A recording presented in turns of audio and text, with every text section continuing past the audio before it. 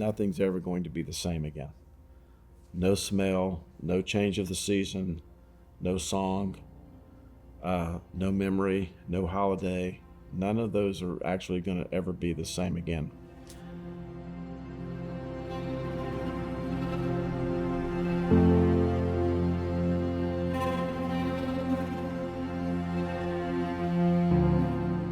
Tell us about Dalton. He was a great son and a great brother to his older sister and his younger brother. He loved nature, he loved wearing shorts and playing in the creek, and he was funny, and he was fun. He was a giver. He was someone who shared. One time a couple of his buddies came up and asked him for a piece of gum, and he had one piece of gum and he took it out of his pocket and he tore it in two and gave each one of them one. That's the type of kid he was. Even after 25 years, we miss all those things. He was 7 when he was killed. He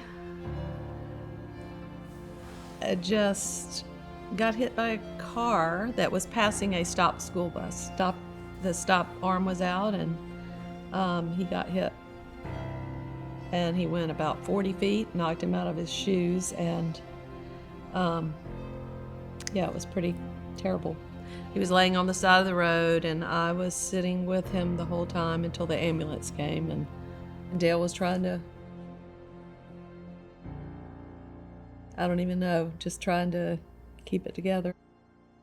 You know, before he went out that morning, he hugged my leg as normal, but then he came back and gave me another hug. And I'll obviously never forget that. Synthia rode in the ambulance with him. I followed because the hospital is, less than a mile and a half from our house. And ultimately, the trauma people explained to us that there was nothing they can do.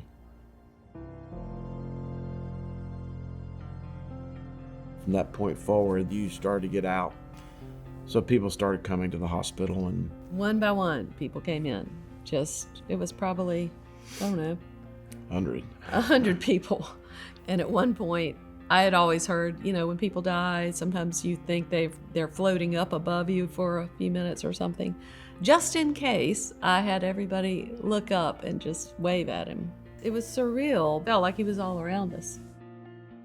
I remember someone coming up to us before we had decided to donate his organs, and they gently asked us if we would consider doing that. And I just thought about Dalton. If he were able to whisper in our ear what he would want us to do. And so that's why we decided to do this.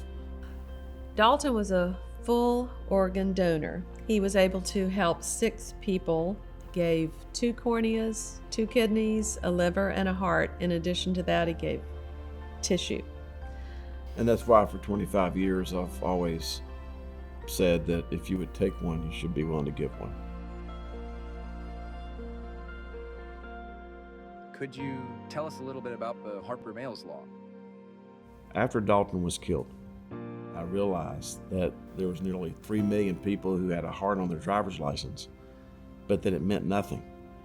No one had bothered for decades to actually codify the law to rely on the heart on the driver's license as the first person directive.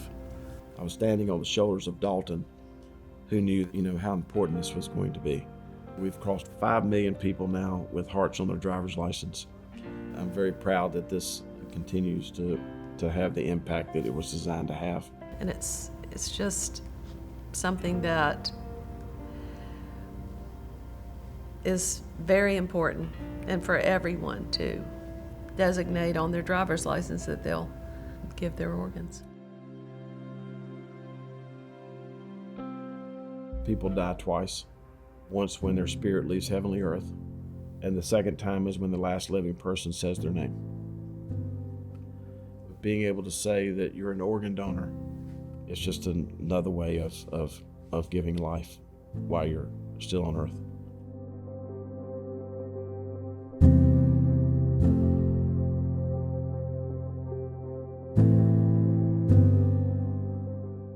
Dalton can continue to live even beyond our time on earth.